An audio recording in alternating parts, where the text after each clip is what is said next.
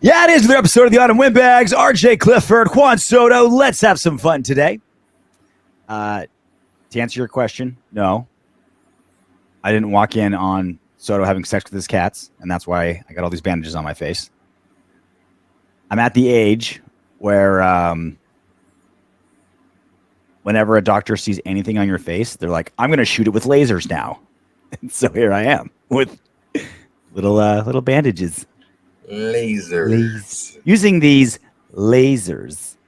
Yeah, welcome to 40, bitches. This is when they just start like chopping stuff off. It's like, well, it's not cancer, but maybe it one day will be. So we're going to start slicing and dicing you because something's going to kill you eventually, and we're going to try to slow that down.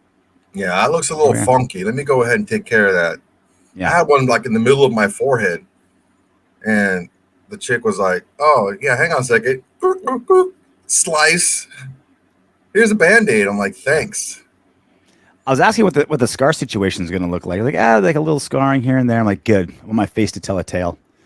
I'm more trying to think of like what the lie is going to be for the scar on my forehead, because I had this weird zit like directly in between my pecs in like early 20s that like I'd pop it and then it would come back, and it was like there for like months. So I lied and said I got shot by a BB gun. So I'm like, okay, what's the lie going to be with this scar on my forehead? I said some guy bet you that you couldn't drive a nail through a piece of wood with your forehead. Joke's on him. Drinks were on the house. That's a pretty good one. I've had to buy a beer in Downey ever since. Southgate is a free city for me. So if you got any suggestions, I like that one. Let me know in the comments section. That's a pretty good one.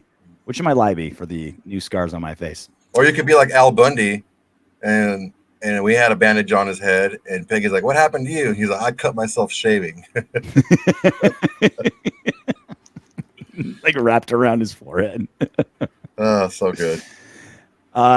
Believe it or not, boys, we are 31 days away until Raiders kickoff. We are 1 calendar month away. Week 1, Raiders, Chargers, SoFi. Yeah, man. I mean, we're what? Calendar month. 2 days away from preseason football. Mm-hmm. And, I mean, AP said it. Starters are going to play. Like, everyone's playing. So, he said one's going to get each quarterback's going to get a quarter. Mm-hmm. So let's giddy up. Let's see what's up. Yeah, it's a football-like substance on Saturday. Are we going to Minnesota, or are they coming here? I don't even remember. No, we're going to Minnesota. To Minnesota. Going to Minnesota. Cowboys are here, and then we're going, I believe, to the Niners. Okay.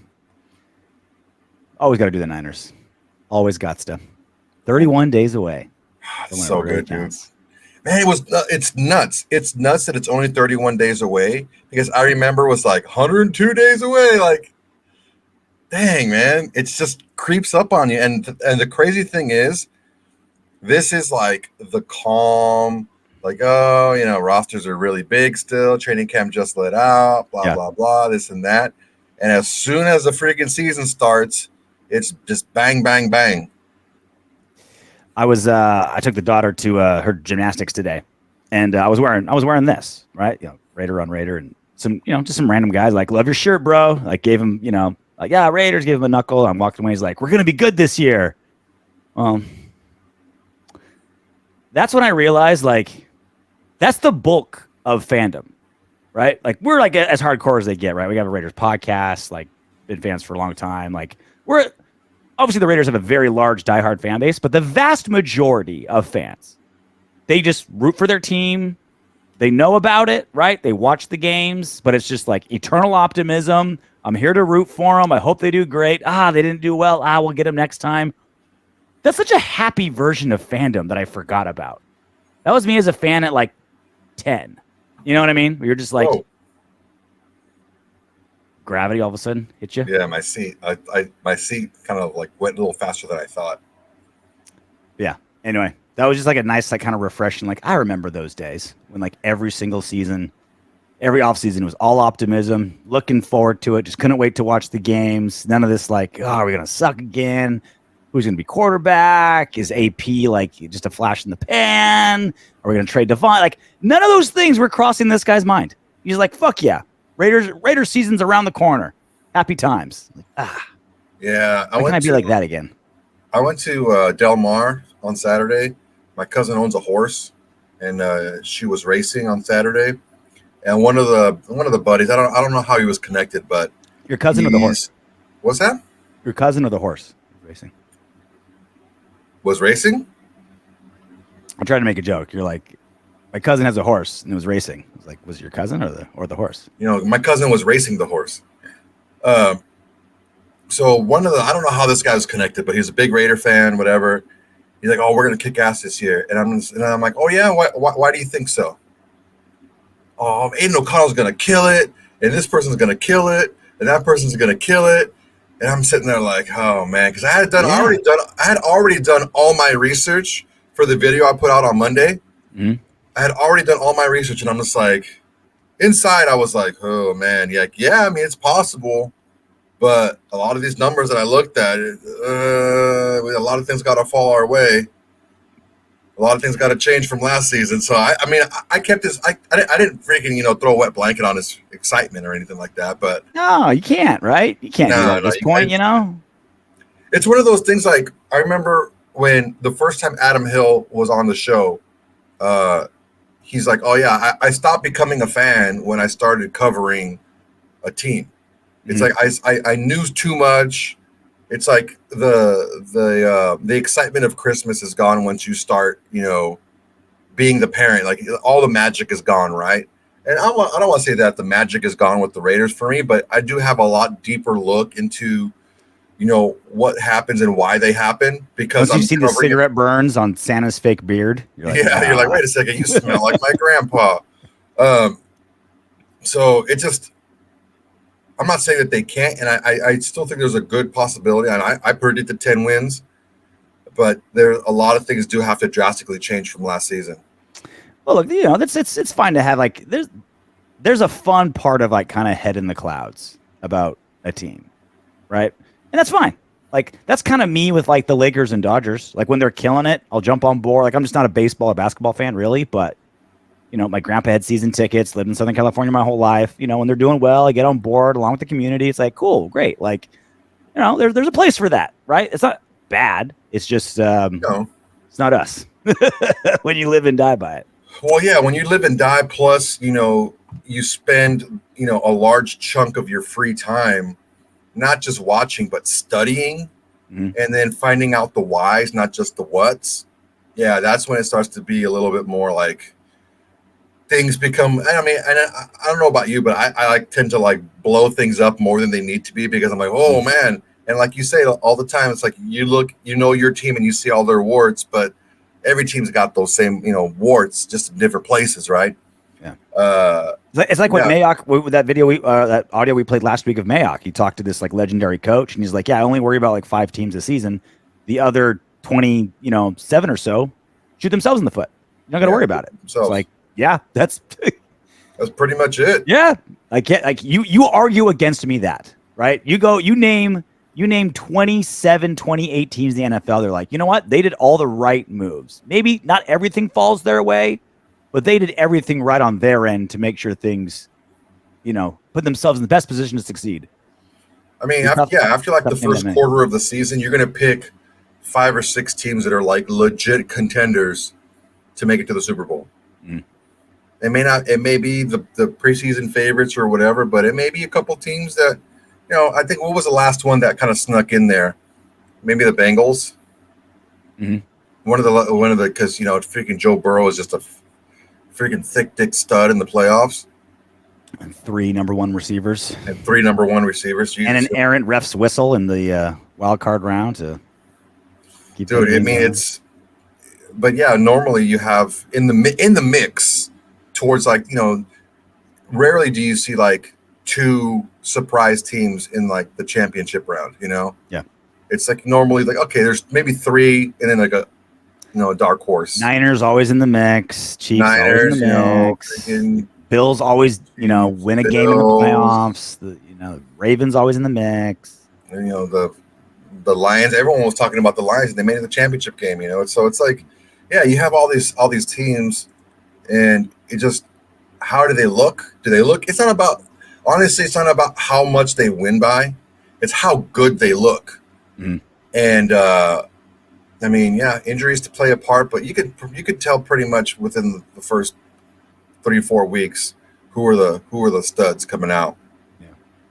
Well, here's a list of our studs on this team, and we got some studs, man. Like, there's, not everyone's an all-star, but you point to this roster. The Raiders released their first official, unofficial, /official, /unofficial, **, /official depth chart earlier this week.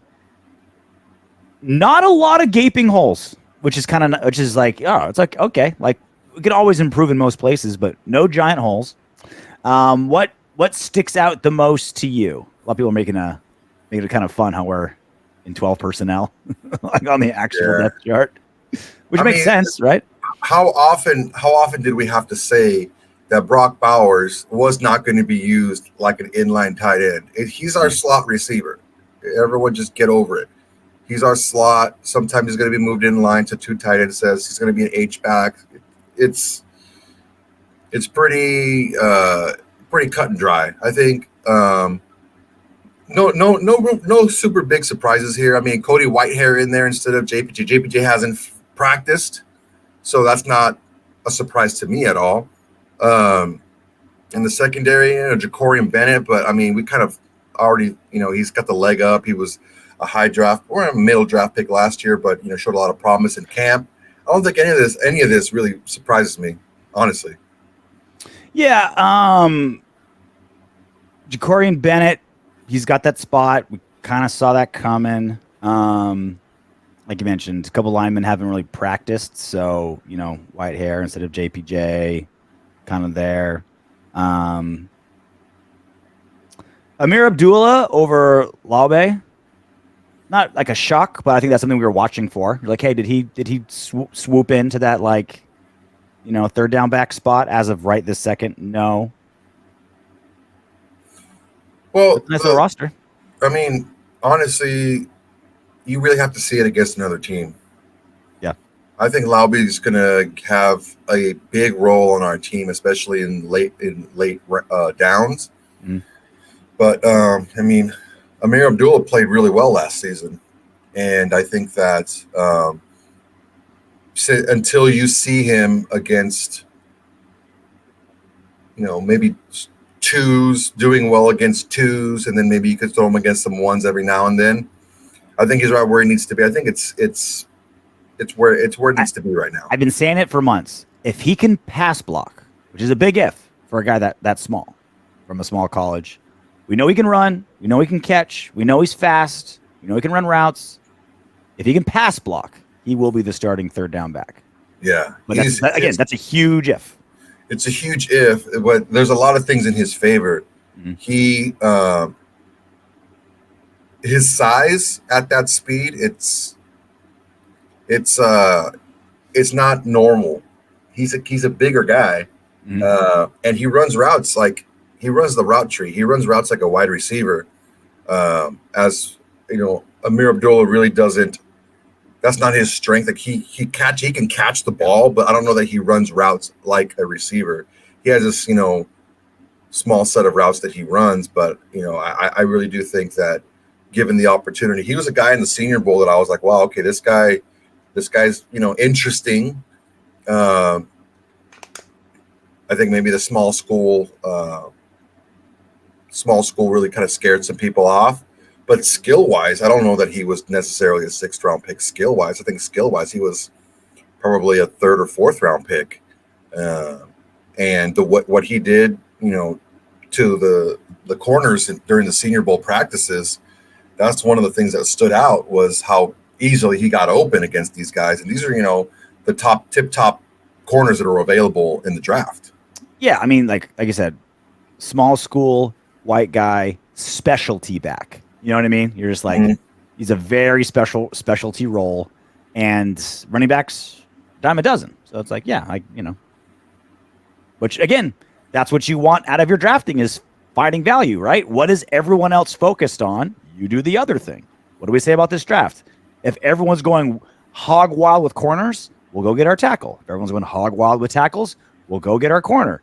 If everyone goes like, we didn't even predict it, but if guys go 6 quarterbacks before it's our turn, we get anybody we want. And we went best player available, right? It's like, that is proper good drafting. You play the value, not the man, right? You do all your homework, right? You do your homework. You For sure. do the interviews. You do you try to eliminate as many variables as possible. But knowing how it works, how there's so many things you can't predict, the only thing you can do is play the market, right? And yeah, like you ask any of these gamblers, like any like really long time sports bettors, they don't even like look at the game or break down who's playing, like, or the fight. They're just like, oh, the public's going this way, so I'm going that way. Or, these giant bets came in and it skewed the line this way, so I'm going that way. Like they don't even care. They're not even like analyzing the game or the players. They're just purely doing the market, and that's what a good drafter does. Is you're playing the market value-wise. So training camp's officially over. We're recording this Wednesday night. Wrapped up. 11 days of training camp went down. The pretty standard storylines throughout. The defense dominated, at least in training camp. Neither Farva nor Minshew really took over. Some guy, one guy have a better day than the other sometimes, but that was it. Some injury stuff with Jackson Powers Johnson and who else? Kolton Miller, yeah, with his shoulder. Still didn't really get any practice, so that's a storyline to follow.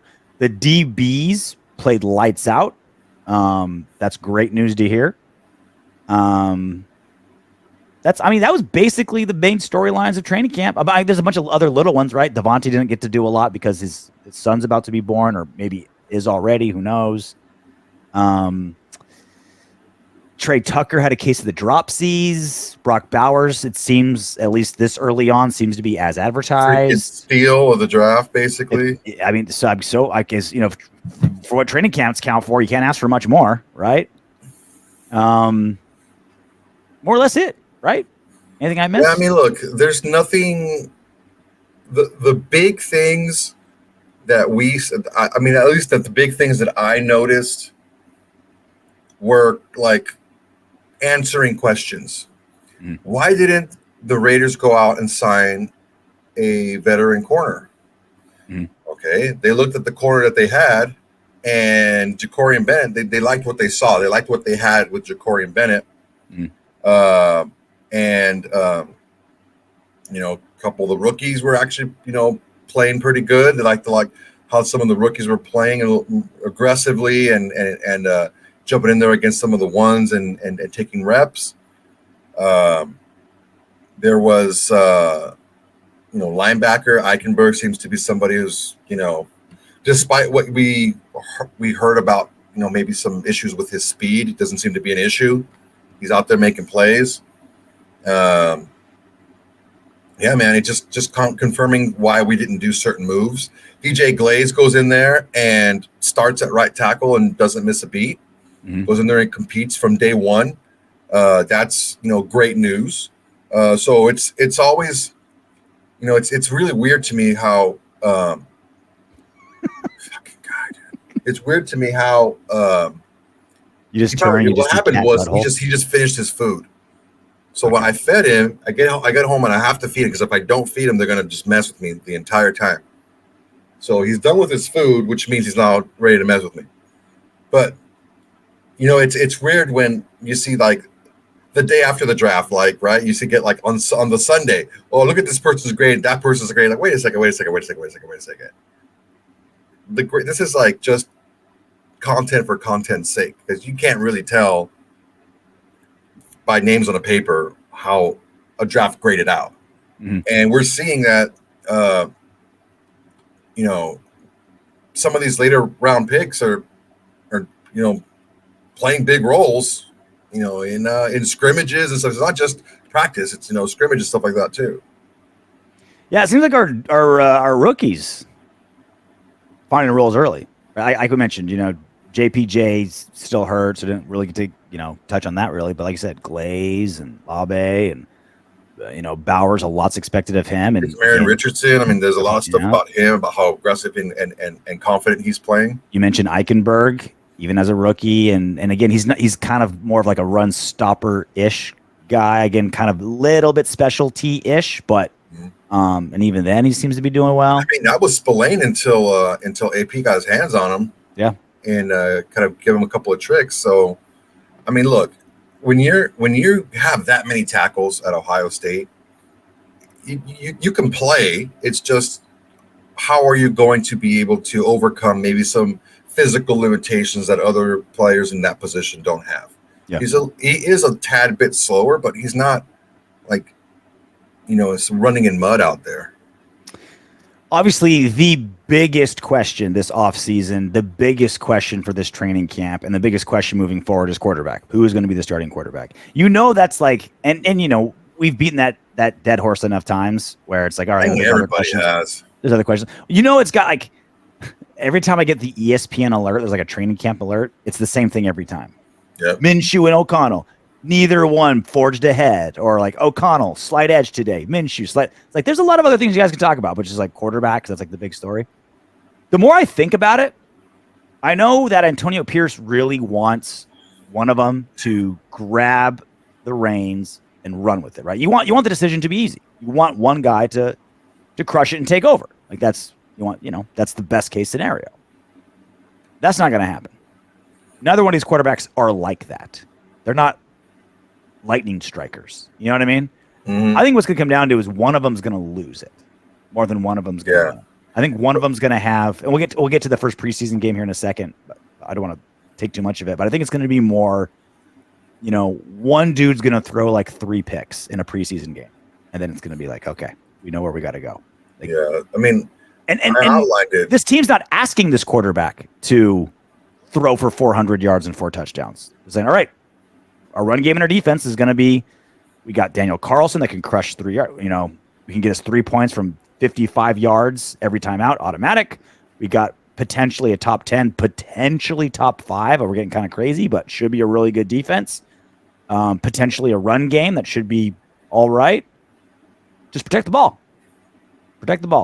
And so that makes sense. That it's gonna be. I think it's more a guy's going to lose the position battle than someone's going to take it. Very similar to like the NFL as a whole. Like more teams lose games than win games. Mm-hmm. And you look at kind of what I outlined in the last video. These guys are very close. So for them to be, as far as their production last season, and that was really the first time that either one of them had extended play as a pro. Minshew had spot starts here and there, but he played 13 straight. He played, 4 months of games, right? So played a full college season. Yeah, played a full college season, and so when you have tendencies and things, and they both do similar things well, and they both do similar things poorly, and I think that whoever shows, like you said, the ability to protect the ball better, and also probably mix in there whoever can, when given the chance to, whoever can be more accurate throwing the ball a little bit further down the field. I think that guy's going to have a leg up because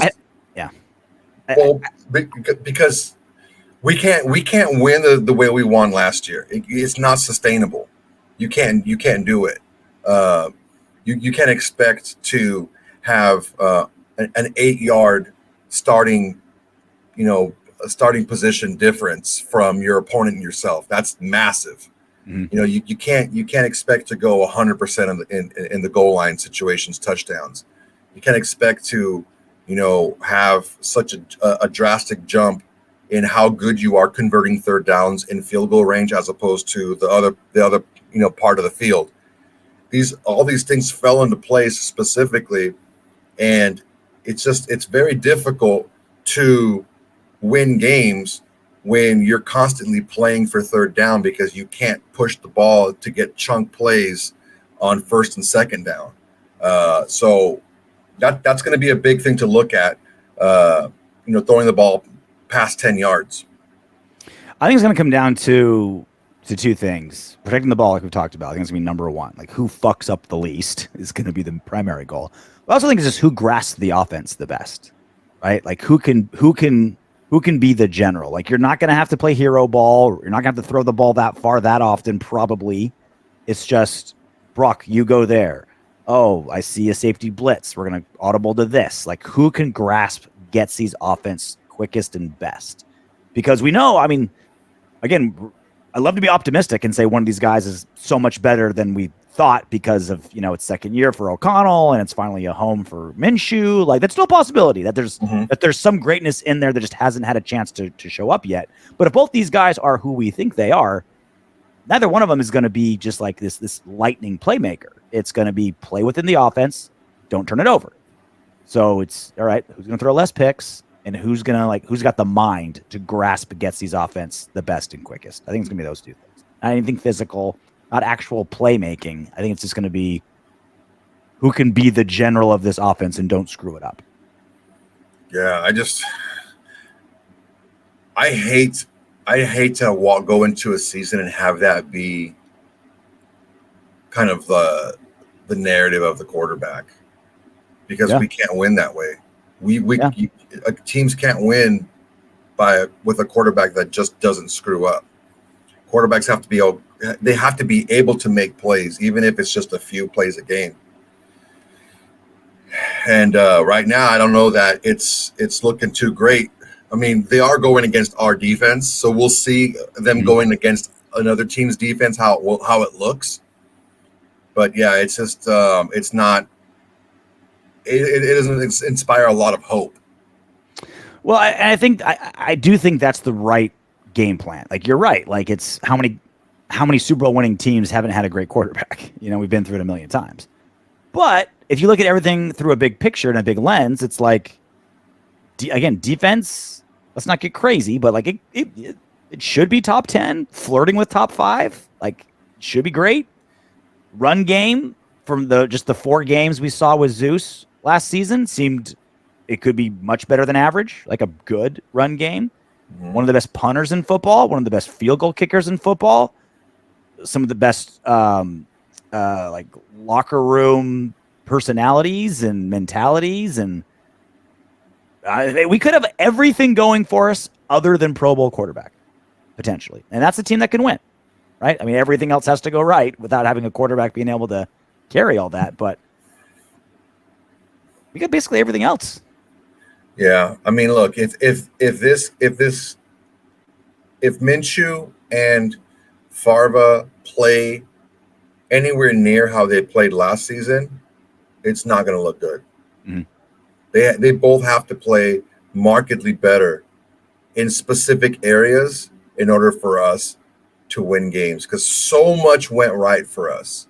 Mm-hmm. So much went right for us that doesn't normally happen to a team. Well, and so much went right for us after everything that could go wrong went wrong, right? Josh McDaniels sucking ass, Jimmy G sucking ass. None of that matters right now, though. None of that matters. Well, the only thing that matters.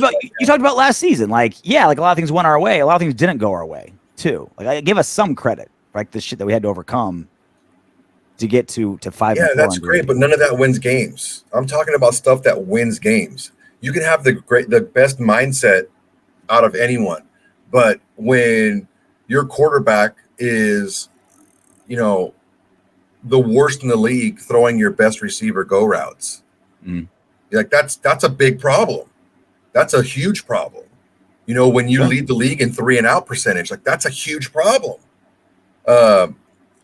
So we have to do a better job of, when we had the most to go, or second most to go on second down, 8.1 yards. Like that's a huge problem. Like, yeah, you didn't get negative plays, but like these things, it's not sustainable over a long period of time, and we saw that in a lot of the games that we played. Where, I mean, look at it from this perspective, okay? Against the Chargers, an interception within 10 yards. right? The throw was within 10 yards and it was intercepted. Against to end the game. Against the Vikings, a throw within 10 yards intercepted by a linebacker. Against the Colts, the same thing. We had a chance to win that game. We're driving, or we were starting to drive, and an interception by a linebacker over the middle. It's like, if they know that you're shitty at throwing the ball over 10 yards, they're going to be able to stop you more often than not. And with the one time that you did try to throw the ball deep against Miami, it got intercepted in the end zone. Like, I understand that we overcame a lot, but there's specific things that we must do better. Or the defense doesn't matter because the defense played great against Minnesota and we still freaking lost because we couldn't score. So that's all well and good. And I hate to be, the bringer of like reality, but these guys need to do more than just game manage. They need to be able to make plays at specific times or the defense will not respect them. And it's a lot harder to get first downs when everything is run after catch. When everything is get the ball on 5 yards and run 5 more yards for a first down. It's much harder to do things that way. So it's a reality check. I hear it all the time, and I don't like it because it's not true. We can't have a guy back there that just doesn't make mistakes. He has to be able to make plays. Well, we have what we have, right? We can say what we need. We have what we have. And that's why I say Luke Getsy has the toughest job in the building because he has weapons. He's got weapons. He's got an overachieving O-line, one of the best receivers in the football, one of the best tight end tandems in football. Zamir White, I think, is going to be a much better than average running back for us. Like, there's a lot there, right? The most important thing isn't, right, a Pro Bowl QB1, but you got almost everything else. So you can make something out of that. And that's why Luke Getsky's got to get fucking with his lab coat, a bunch of little beakers, you know what I mean? He's like shooting protons. Like, he's got to get in the lab and get creative because he has too much to do nothing, but he has a giant hill to overcome. And that's who's ever under center. So the last quarterback, our last coach to get a lot out of our quarterbacks, trying to get a lot out of another quarterback. This made the rounds. John Gruden. Hanging out with Andy Reid in Kansas City, got the Chiefs gear on, laughing away with his buddy from where'd they coach together? Packers way back in the day. The Packers they knew each other from. I don't remember, but they went way back. Raider Nation lost their shit in this photo and video of John Gruden at the Chiefs practice came out. He's looking in good shape. Yeah, he looks like he lost some weight. Maybe he just looks more in shape because he's standing next to Andy Reid. Or maybe he's actually he looks slimmer. He's got all this free time to work out now since he's not coaching anywhere. Look, this is my thing on this. Everyone's like, what a traitor. He's Mr. Raider. What's he doing on the Chiefs? Blah, blah, blah, blah, blah. Here's what you got to understand. Only us fans are like that. The second you pull a paycheck from something, you are loyal to the paycheck. Every player, every coach, every scout, every front office executive, everyone in the NFL that pulls a paycheck from the NFL will go to whatever team signs him a paycheck. John Gruden wants to coach. He wants to be next to football. And Andy Reid says, hey, come hang out for a week at our training camp. Come laugh with me. Tell us a couple stuff. Got any ideas? Great. There isn't one person, coach, player, scout, executive, whatever, that's going to be like, no, I won't take that paycheck, or I won't take that job, or I won't take that internship or whatever somewhere because I'm loyal to this other team. Like, that does not exist. That's us. That's fans. That doesn't exist in people who pull paychecks from a sport. I think people fail to remember who John Gruden took to a Super Bowl and who he beat in that Super Bowl. And they just feel like he's this mythical character who is just solely loyal to the Raiders. It's just not true. if Antonio Pierce didn't get the job, right? If Mark Davis didn't give it to Antonio Pierce, and any one of the other 31 NFL teams offered AP a head coaching job, he would have taken it.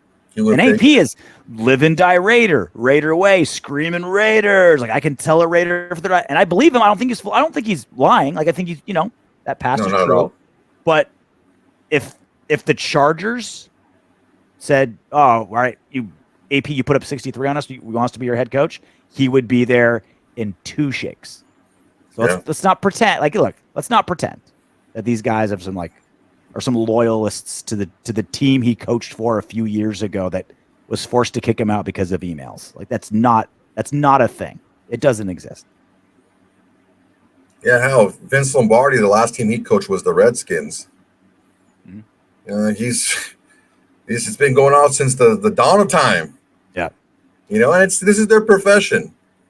How many people, their first job is the company that they're going to retire from. It just doesn't happen. Yeah. Graphic Raider had a pretty good tweet. He's like, "This is revenge for the Kermit the Frog puppet." I thought, I wouldn't put it past him.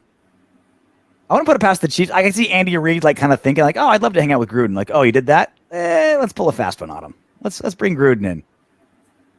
Let's bring in the Raiders mascot. Let's bring him in instead."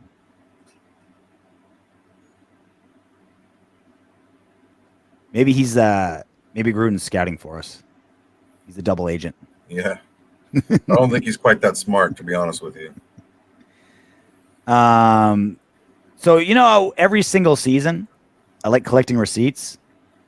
Sometimes you get to cash them in, but not every time. There's a couple receipts I want to see if we can either cash, and you tell me Jesus, if these odds, these betting lines, these over-unders are outrageous, right? DraftKings, odds to win the division. Chiefs minus 190, makes sense. Chargers plus 300. Denver Broncos plus 1,000. Raiders coming in last, plus 1,100 to win the AFC West. Longer odds than the Broncos. That seems kind of. I don't know what this fascination about the Chargers is. Look, I just don't get it. I don't understand it. Honestly, they have aging defensive stars who are oft hurt. They got rid of any weapon that they had that was worth a shit as far as pass catchers go.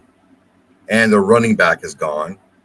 And I get it that Jim Harbaugh is a good coach and that he's won everywhere he's gone. He had a pretty cake situation with the Niners. That team was stacked, just underperforming when he took it over, and he did take it over the top. I'm not going to say that. He goes to one of the biggest storied programs in college football, and eventually gets them to be national powerhouses again. But again, it's one of the marquee franchises in college football. So it wasn't like he took the freaking slapdick State to the freaking national championship game. When you're going with this team, dude, I don't understand it. I don't get it. I don't think they're going to be all that great. Well, look, if they're not good, it would literally be the first time Jim Harbaugh didn't do well, right? So I think it's the Harbaugh thing. It's Justin Herbert, and outside looking in, Broncos and Raiders don't look like shit, right?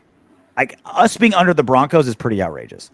Honestly, the craziest line is that the Chiefs to win the AFC West is just minus 190. Like I thought they'd be like minus 350. Like they've won it 6 years in a row, back-to-back Super Bowl champions. The team's intact from last season, pretty much. Did the Chargers, Broncos, or Raiders get that much better? Anyway, that's one of them. Raiders plus 1,100. That's kind of crazy.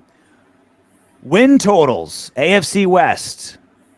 Chiefs 11.5, Chargers 8.5, Raiders 6.5, Broncos 5.5. This via Bet Online. I think it's pretty fair for the Raiders. 6.5. I think it's kind of low, to be honest with you. Yeah. We got a tough schedule. I mean, we had a tough schedule last year on paper, and then we ended up being the 24th toughest schedule at the end of the season. Yeah. What should it be? I mean, I would say at least. I think we should be 8.5. Okay. I mean, look, there's what we talked about it. The first time I mentioned it was with Darren Waller. Mhm. There's a difference between potential and production. There are these flashy names on that defense for the Chargers, but they suck. They're not a good defense. They have defensive stands, but overall they're not a good defense. And whatever, man. It's just fucking. This shit gets old. This is the reason why I did that video on why the NFL media hates the Raiders. And so you're gonna load up on you're gonna load up on the under for the Chargers. For the Chargers, oh hell yeah, I think so. I think that Jim Harbaugh wants to play a brand of football that's not suited for the team that he has. That's fair. I buy that for sure. And he has great coaches. He brought over his defensive coordinator, but the thing is he doesn't have that type of personnel. He doesn't have those big bruising defensive linemen. He doesn't have those guys. He has Joey Bosa, who's more of a speed guy, and he's always hurt. And he has Khalil Mack, who's managed to stay healthy the last few seasons, which is not typical of a defensive end that's getting older. And it's just whatever, man. They got rid of their top 2 targets. I don't know, dude. Whatever. Projected records for the AFC in 2024 via Sportsbet Online: Chiefs 11-6, Chargers 9-8, Raiders 7-10, Broncos 6-11. Anything outrageous there? Yeah, I think the Raiders should be flipped. I think it should be 10-7. Really? You just spent 10 minutes saying our quarterback situation is super terrible, but we can still win 10 games. See, that's the issue, that people hear what they want to hear. I said that these specific things need to get better in order for us to win games. You said we can't win that way if we can't push the ball deep. Yeah, that's exactly what I said. Yeah, okay. We can't win playing the way we played last season with a rookie quarterback. You think we can throw it deep this season? I'm not talking about be the freaking Dolphins or anything, but yeah, we do need to attack further down the field. NFL power rankings: Raiders coming in 24th, Broncos 29th, Chargers 22nd, Chiefs number 1. Anything crazy there? I just don't get it. The Vikings team is going to be a freaking mess. They lost their best defensive lineman. They lost their quarterback. They weren't anything to speak of last season. I don't think Sam Darnold is going to be the answer there in Minnesota. Well, they're 19th. I mean, it's not. I'm just looking directly up from where we are. The Commanders were a fucking wreck last season. I don't think Jalen Daniels is going to come out swinging right off the bat. I think they're going to be better than they were last season. But you're talking about a freaking defense that gave up, more 40-point games than anyone else in the league last season. Their secondary was absolutely terrible and didn't do anything to address it. These Jets are the biggest wild card in football. Like, they could be top 3, they could be bottom 3. Dude, freaking Bears, dude. Like, oh my God, dude. They're putting so much. This is ridiculous. This is absolutely ridiculous. So basically, they're saying that Caleb Williams is going to be a Pro Bowler right off the bat. They're saying that Richardson's going to be he's going to be able to take care of himself, and he's going to be able to run this offense the way it needs to be run. So the Eagles lost 3 out of the last 4 games last season. Mm-hmm. It's just, the Seahawks were shitty last season, dude. And a new head coach, freaking DK Metcalf is just smacking people across the head with his helmet in practice. That guy's a freaking head case. That's a guy I don't want to mess with. That's a guy I don't want to see going down a dark alley. Fox NFL podcast power rankings. 26th again. Broncos 31st. Chargers. Where'd you go, Chargers? Okay, Chiefs won.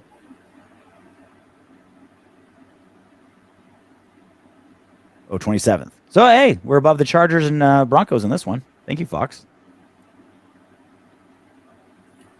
Just giving the rest of the AFC West no respect. Jets 13. I feel like the top 8 is pretty standard. I think this top 8 makes sense. I think the Eagles number 4 is Eagles high. too high. I think Ravens higher. Eagles too high. It's just whatever, man. Worst teams in the NFL.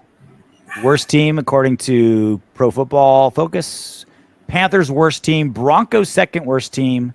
Pats, Giants, Cardinals, Commanders, Raiders. And then Chargers the ninth worst team. So not everyone's giving Chargers a bunch of love. Yeah, I just don't get it. I just don't get it. I mean, I'm not saying that Chargers are a wild card.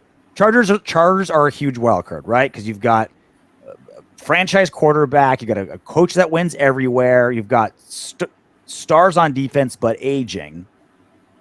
It's like what's going to take over, right? Like which wart's going to be too tough to handle, which big thing is going to succeed where it needs to. Can it all work together, right? I get it. I get they're hard to wrap their heads around them, for sure. Yeah, it's just super annoying. We get to talk about a football game this weekend for the first time since week 17 last year. Yeah, it's a preseason game, but we still get to talk about it. We get to actually break down a football game. Sort of. It's a preseason game, which makes it different. So we'll make it a little fun, Soto. Let's alternate a question that we want answered when the Raiders play the Vikings this Saturday in the preseason. Right? All right. Let's make it fun. Do you want to go first or second? You can go first. I'll go first. Okay.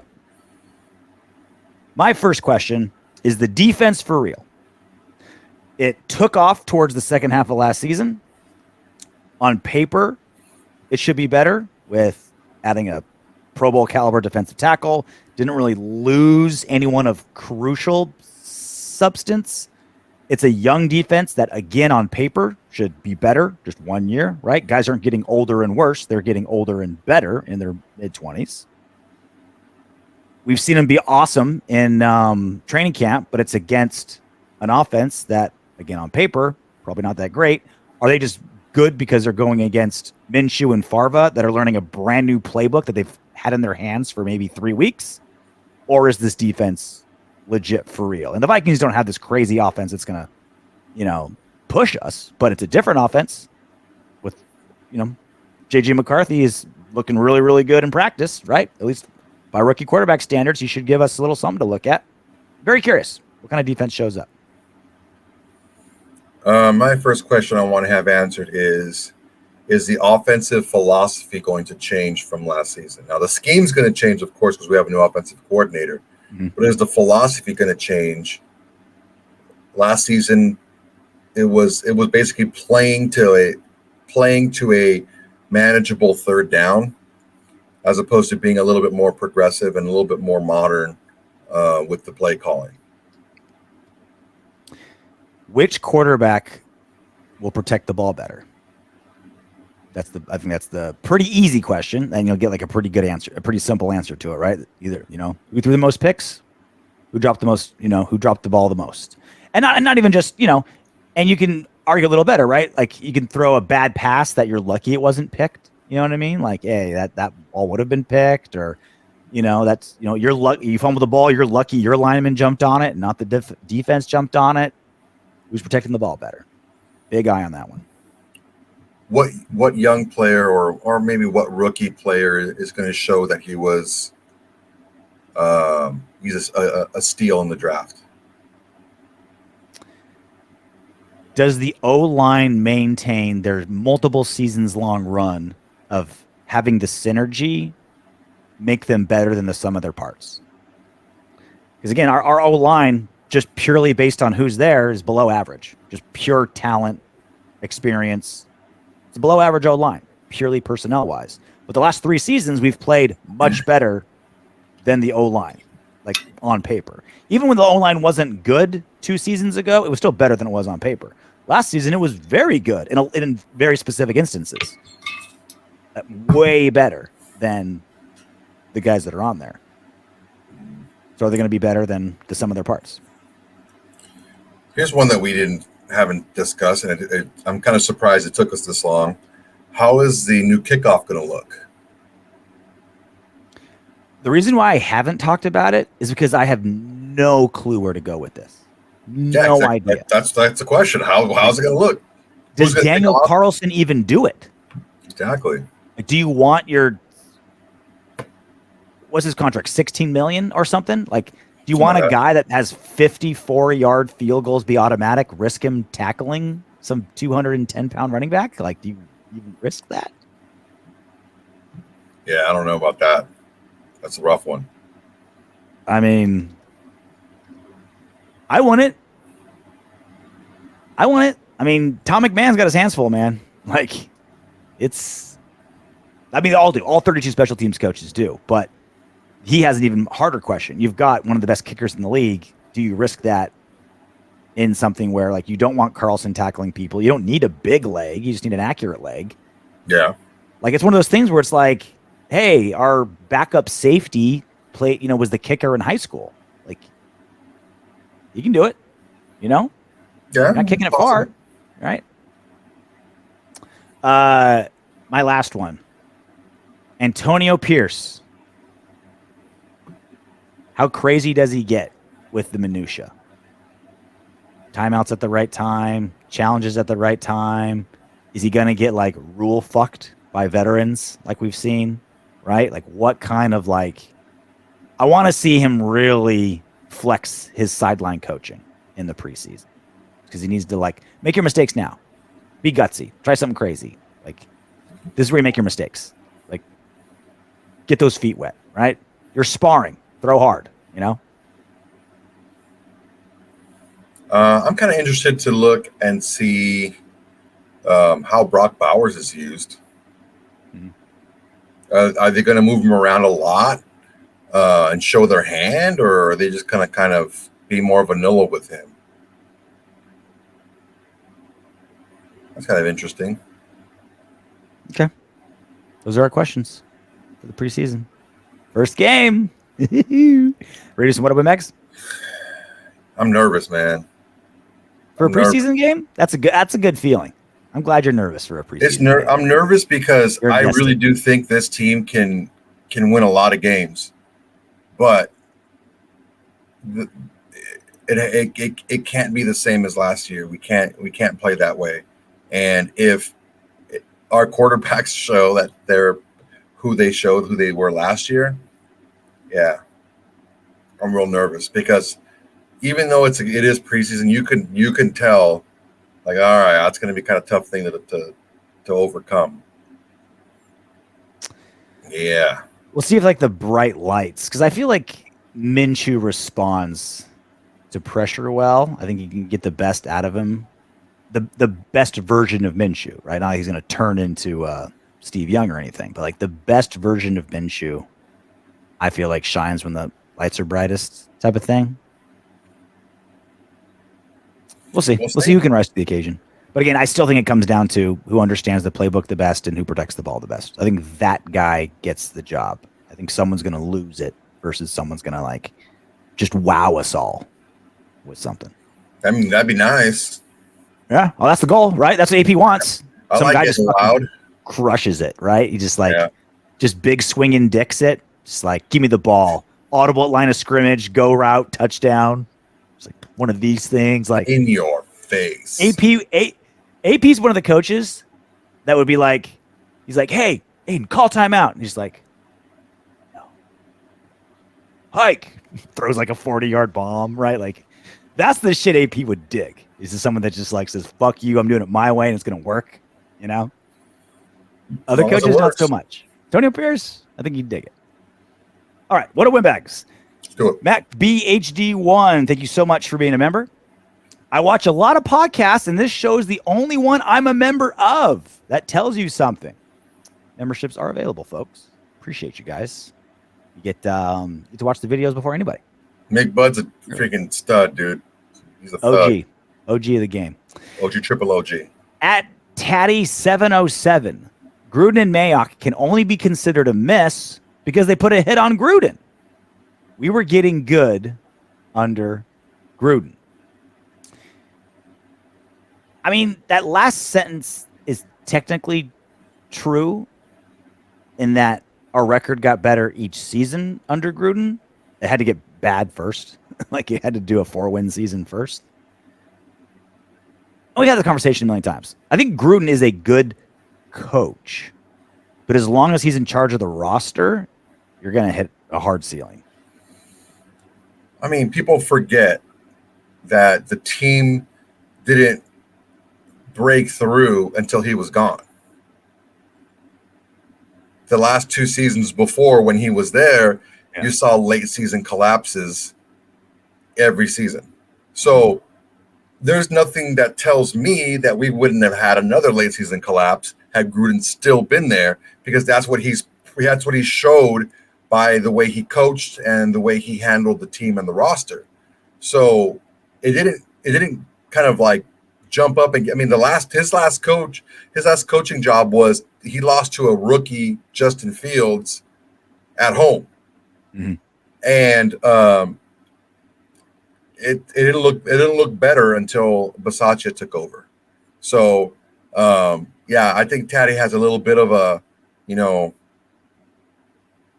clouded memory as far as that goes. DJ Matt Black 83. They don't respect us because we never succeed, period. We won't be taken seriously until we win the division and make the playoffs consistently.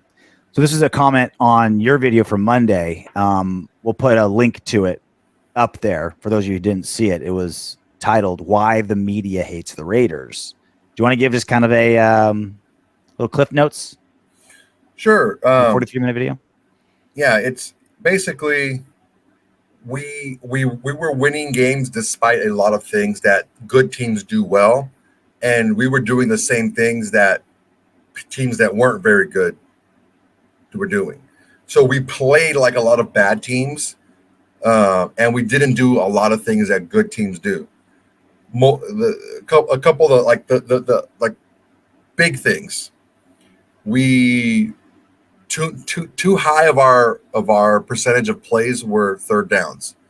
I believe it was 24% of our plays were third downs, which means we were constantly getting to third down. We weren't throwing the ball well downfield, and by downfield I don't even mean deep. I mean past 10 yards.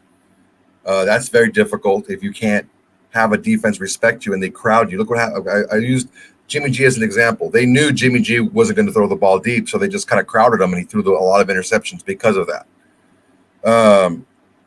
Another thing offensively was we weren't able to use our best weapon. Davante Adams had the lowest average of yards per go route ran in the league. Mm-hmm. Out of all, at least 100 go routes, his average was 0.4 yards per go route. And the best in the league was Tyreek Hill at 4 yards per go route. So 16 times that. When we threw a go route ball to Davante Adams, that ball was inaccurate 63% of the time. It's things that Davante got his cardio last season, running go routes for no reason. Sure did. So that's offensively what the issues were. Defensively, the issues that we talked about it.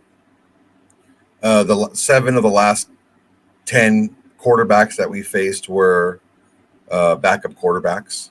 Mm-hmm. And instead of having the second hardest schedule last season because of the injuries to the teams that we faced, we ended up having the 24th, toughest schedule ending up the season. And it's things that you can't ignore. It's things that it was a decent sample size. 10 games is not nothing. Those are just a couple of the things that I looked at, and I went into a little bit more detail about certain things, but that's kind of like the overview of what it was. That's why, I understand why the media is saying that we're not going to be shit next year. But ultimately, I said it before the start of last season, not everything goes wrong, even to bad teams. There's some things that do go right. And we just need a couple of things to go right. And, we do have the talent on other parts of the team, like special teams and defensively, we do have a lot of talent there. If just a couple of things change from last season offensively, I think we can win a lot of games. Well, it's like I talked about. If you're a national reporter or a national analyst and you got 32 teams to worry about, what do you do when you get to the Raiders? You're like, all right, over 20 years, no playoff wins. Different coach every 2.5 seasons. Not really a quarterback this season. You're like, all right, they're going to suck. And honestly, when you're just spend 5 minutes on a team, that's probably the accurate way to do it, right? Again, we're balls deep in this team. We see we see a lot more than the national writers do because all of our focus is on this. So I think that's also part of it too. It's just like you look at surface level, what matters most. Brand new rookie head coach, unproven head coach, quarterback situations, arguably the worst in the league.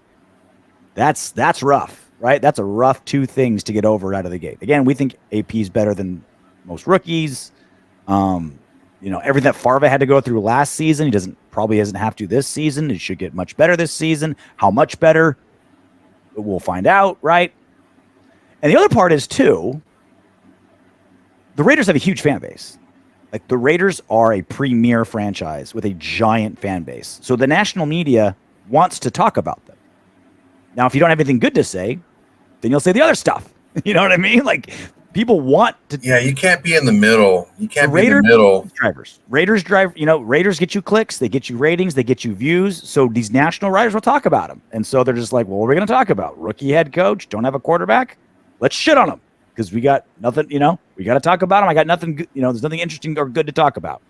So that's the other part of it too. Is you're going to get a lot of Raiders coverage. And when the Raiders are good, in fairness to the national media, when the Raiders are on a win streak or doing well, they got our backs. Like they get excited because they know Raider Nation, we're going to be at the edge of our seat, watching ESPN, watching YouTube, going online, reading all the blogs because things are going great. And there's a huge Raider Nation that wants to read about it when things are going great. But when things are, off season and everything's kind of murky, they're going to go the other way. So they're going to talk Raiders. There are a lot of unknowns, and those unknowns are generally in areas that are very important. One of the things I said in the video is you look at and it holds true to coming into this season. Probably the three most important people in a franchise are going to be your head coach, your quarterback, and your offensive coordinator. Well, we have an offensive coordinator washout, right? We have a head coach who has 10 games of coaching experience, and we have either a quarterback who was a fourth round second year player, or a career backup. So I get it, and that's what I said, and it was a little bit more difficult for me to take that stance as far as why the media hates us, because I don't believe it. I believe that a lot of more things are going to go right for us than are going to go wrong for us. And I do believe that O'Connell's going to see a bigger leap into the second season. Is it going to be enough of a jump to overthrow what Minshew can do with this set of weapons and this offense? I don't know. We'll see. But I do think that both of those players are going to perform better than they did last season. We got a football game to watch this Saturday, Soto. I'm pumped, bro. I will be working. Do you want to wait until 8:00 to do the post show, or do you want to do it solo immediately? I can do it. It's fine. Okay. Yeah. I'll just watch. I'll be a fan this time. But we will be doing we're back to post shows, baby. Prelim, preseason, regular season, playoff, Super Bowl, whatever. We're back to doing live post game shows. It's been a while. I love the live shows. Yeah, I like going live. I haven't gone live in a long time. It's the best one. All right. Well, we'll talk to you guys Saturday. Until then, knock on wood if you're with me. Hey, you made it to the end of our video. Great job. I know you want more. Go ahead and click the next video. And if you're feeling crazy, go ahead and subscribe.